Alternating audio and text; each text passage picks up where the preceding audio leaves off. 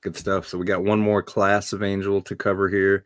Colossians 1:16 has an interesting point. For in him, Yeshua, all things were created, both in the heavens and on earth, visible and invisible, whether thrones or dominions, or rulers or authorities, all things have been created through him and for him. And so throughout church history, there have been scholars and theologians who propose the idea that these thrones mentioned are actually a class of angels in heaven. So is there any scriptural precedence for this idea? I'd like to find out on the next slide, because the patriarch Levi in his testament seems to suggest as much. What does he say, Sean? And in the fourth heaven are thrones and dominions in which hymns are ever offered to God. Okay. So it appears to be saying that these thrones and dominions are offering the hymns. Yeah, it would make perfect sense that these are actual classes of angelic beings. Because Enoch 70 verse 9, it lists the seraphim and the cherubim, but there's another word there that we don't see translated in the same way in our modern Bibles in English. But Enoch 70 verse 9, then the seraphim, the cherubim, and the Ophanim surrounded it, the throne. And these are those who never sleep, but watch the throne of his glory. We have a third class of angels here, and I would say that that's what the thrones are referring to there in Testament of Levi, that they are Ophanim. Yeah. Alongside those other guys. Yeah, absolutely. I could see that. So Ezekiel 1:16 and 18, the appearance of the wheels and their workmanship was like sparkling beryl, and all four of them had the same form, their appearance and workmanship being as if one wheel were within another. As for their rims, they were lofty and awesome, and the rims of all four of them were full of eyes round about. All right, so that's how it's so often translated in nearly all of the modern English translations. We see these words that I've highlighted in red translated like they are. However, this lends to a weird idea, and you get all these animators and illustrators, like we have in the image on the right, trying to depict this certain class of angels according to the way that they're translated in the modern text, and they get some weird ideas from it, right? They get these machinations. What if, just like in Ezekiel, the word eagle was mistranslated? What if there's some other words that have alternate translated meanings as well? Does God ride spinners? Is this what is he riding spinners like Lil Flip and Project Pat? Are there some Spreewell rims on Yahweh's chariot? Right? Yeah, y'all remember those, or is it something different? Because we got wheels within wheels with rims and whirling with fire. That's what that is, right? No, God doesn't make metal beings that are also biological. That's like a transhumanism agenda that the occult wants us to believe in. But yeah, I can see it now. Angels are up there being just singing, "Gotta catch me rolling, pearly. Gotta catch me rolling, pearly." No, I don't believe that this is what they're supposed to look like. Neither was the last slide with the big old eyeball and metal rings spinning around it. This is important. These things I highlighted in red because I took the time to actually look up these words, compare it with the translations of the Septuagint from the Greek words, because many of these Hebrew words have many different meanings. And then I try to figure out, well, if it comes from the wheel, where did that wheel come from? Where did that word come from? And what was it used as? And there's multiple uses for the word wheel. It's not always talking about an actual rim carrying a cart or a vehicle of some sort, right? Yeah. So there's, so I try to show this in this breakdown I think we're about to watch. Right. I try to explain the different alternate translations. And if you put those alternate translations in the same passage, it sounds much more coherent like the rest of Scripture. You did a great job of it. It's a 30-minute video in its entirety. I've clipped it down, giving you guys an abridged, abbreviated version for the sake of time tonight. Highly recommend going to the Morning Cup of Context playlist on the Kingdom in Context YouTube channel and checking out the whole thing after this. And after this clip is over, if your hair is not standing up like his, you didn't pay attention. Aliens. No. Most people are already aware of Ezekiel's wheels and the general premise or idea that is propagated off of the teaching of Ezekiel's wheels. And we're actually going to look and see some of the imagery that you're seeing on the screen right now. These are different depictions people have made from Ezekiel chapter 1 and chapter 10. And this is different artist renditions over the years of what they think it's describing. And there's been secular engineers that have tried to say that it even describes spaceships, right? But what we're going to do is we're going to look at the actual words in the book. What does the actual Bible say? Is Ezekiel 1 truly describing an incredible machine that could take you to different dimensions? From the Christian perspective, is Ezekiel 1 describing a bunch of wheels that are next to these angels, these living creatures? Let's actually look at the text and see what it says, and let's do our best to keep it in context. So let's look first and foremost at the wheel, the actual word, the wheel, which is in Hebrew is the word ophan. Now let's look at the word sparkling beryl. Well, beryl is an actual precious stone. It's a type of crystal that's mined from the earth. There's different types within the beryl family, at least that they've found so far. They're extremely rare and expensive. One of them's bixbyite, another one's aquamarine. That's one of the more expensive kind. Emeralds, morganite, and heliodor. This family of gemstone beryl, it puts off a lot of light. It's very beautiful. And so this is what the comparison is with these quote unquote wheels, these ophans that Ezekiel is looking at, and it's being compared to the glow of them being like sparkling beryl. So this is the one that it says the workmanship being as if of one wheel were within another. So this is a key point of description that people go off of to try to create the imagery that we've already seen. So let's look in the Hebrew. This is the word used for the word midst, basically to say that one thing was in the midst of another thing, or it was surrounded around, or it was in the company of. The next one we're going to look at is the word rims.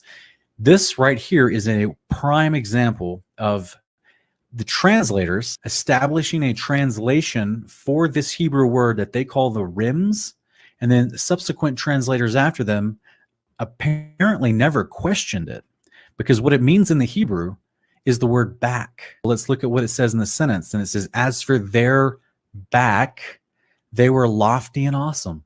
And the rims, or the backs of all four of them, were full of eyes round about. The next thing we want to look at is the word eyes. And this is where you see a lot of strange artist depictions of these wheels with eyes all around them, right? It looks like a cyborg mixture, a mixture of metal and flesh and tissue and living tissue. And this is not what we see in any of God's creation. And nowhere in the scriptures have we ever seen the Father make any physical, biological creation that is mixed with metal. The things that are made of metal or wood or stone, they're never alive. What people are depicting from this misunderstanding of this description is actually a form of idolatry.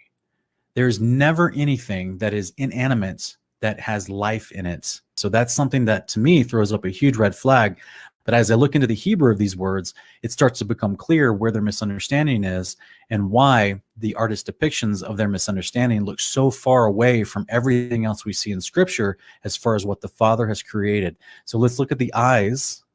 This is the word ein in Hebrew. It's used differently in the same book of Ezekiel. In fact, in the same chapter, it's actually the same word we had read earlier. It's a word that can be used for the gleam or the sparkle. It's telling us that the word that they used earlier, when we looked at the gleam or the sparkle of that was like beryl, that is the same word ein to describe the beryl that we see now being used and called a literal eye, like in your head and your skull. But is that the contextually sound translation of that word? So the next thing we're going to look at is the phrase, the spirit of the living beings. And we're going to look at the Hebrew in that as well. So it says this is actually the word kai, which is the word that's used for they translate into the phrase, the spirit of the living being. So that's one word they've created an entire phrase on when they translate it into the English. They've come to that conclusion because of their previous conclusions from the words that we've already looked at. So is that what it's describing? 1 Enoch 61, 10 through 11. And he will summon all the hosts of heaven and all the holy ones above and the host of God and the cherubim, the seraphim, and the Ophanim. Guys, this is the same word, Ophan. And all the angels of power and all the angels of principalities and the elect one and the other powers on the earth and over the water. So we're looking at all the living beings, the angelic style living beings in heaven, including the elect one, that's Yeshua, and they praise the Father. They all bless the Lord of Spirits. That's the heavenly Almighty, the Father. And the Ophanim are a part of this. Ophanim, by the way, if you're not familiar, the I am is the plural form in a Hebrew word.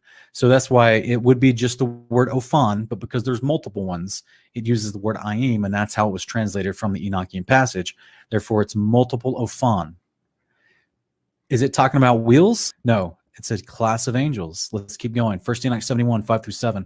And round about were seraphim and cherubim and Ophanim, and these are they who sleep not and guard the throne of his glory.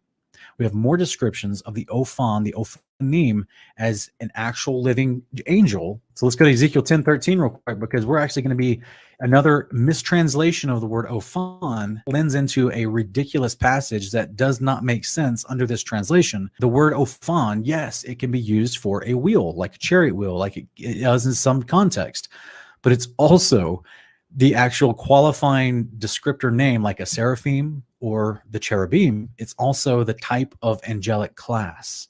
Now, these specific Ophan in Ezekiel 1, beneath this firmament-like thing under the throne of God next to these other angels, they're spoken to in chapter 10, and they're actually given a different specific name for their position and what they do for the Lord Almighty.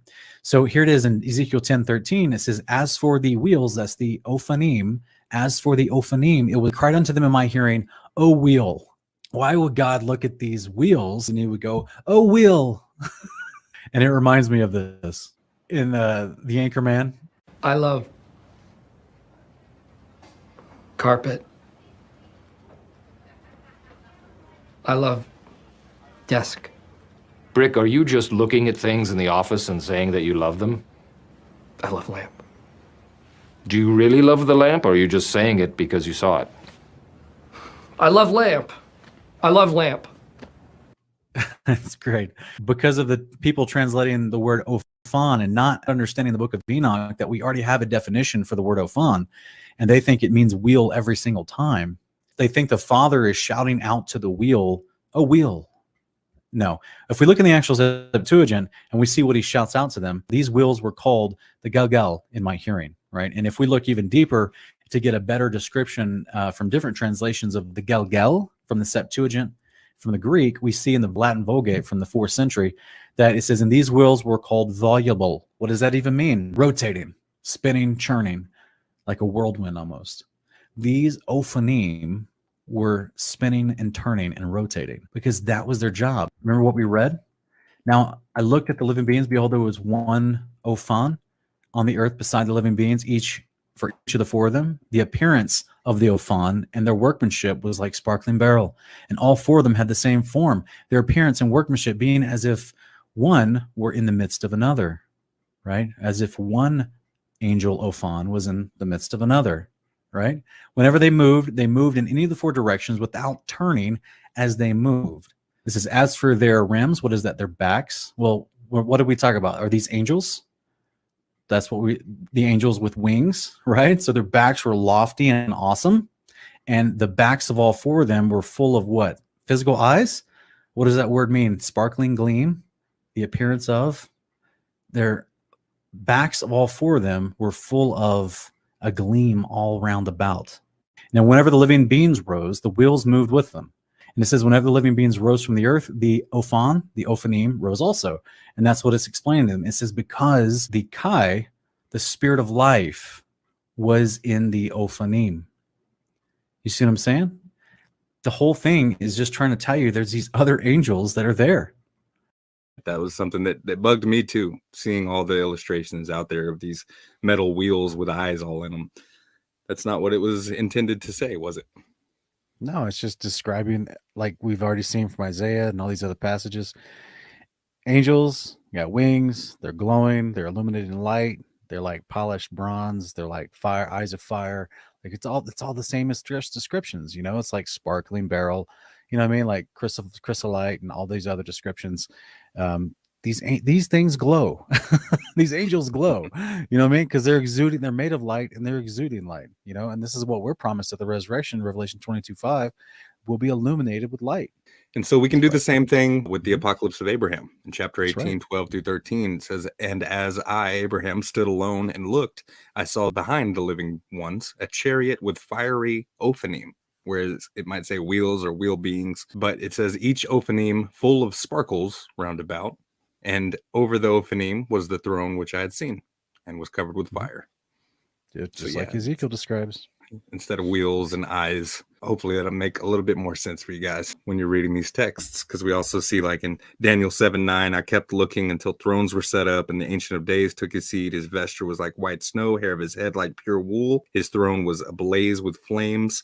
Its galgalim were a burning fire. And so I like that you broke down the definition of that word too, that Yep, voluble means rotating and Yeah. and spinning.